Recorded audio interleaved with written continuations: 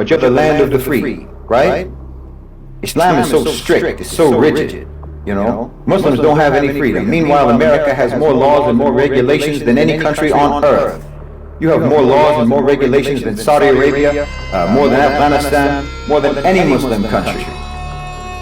You can't even remodel your kitchen in America if you're a homeowner, which you probably aren't. But if you are a homeowner and you have a kitchen and you want to remodel your kitchen, you can't even do that without a permit.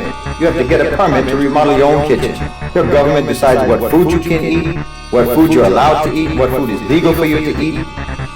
Meanwhile, they allow genetically modified foods, fake foods, foods with all sorts of additives and chemicals and what have you. And a farmer, you know, who grows food on his own land, he's not even allowed to sell food to you right from his land, right from his farm, right out of his crops, fresh, without FDA approval.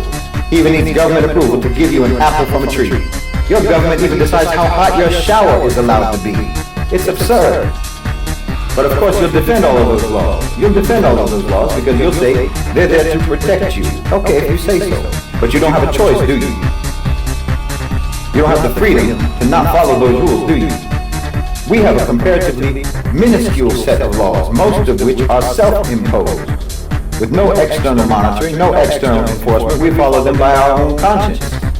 But what you mean by how strict and how rigid we are, what you're talking about is basically all the sins and the debauchery that your government does allow. So that's actually the freedom that you're talking about. You're talking about the freedom to be uncivilized, the freedom to be primitive, the freedom to be hedonistic. And that's what makes you, in your mind, more civilized than us. The freedom to be uncivilized. You think that makes you more civilized, and somehow that makes sense to you.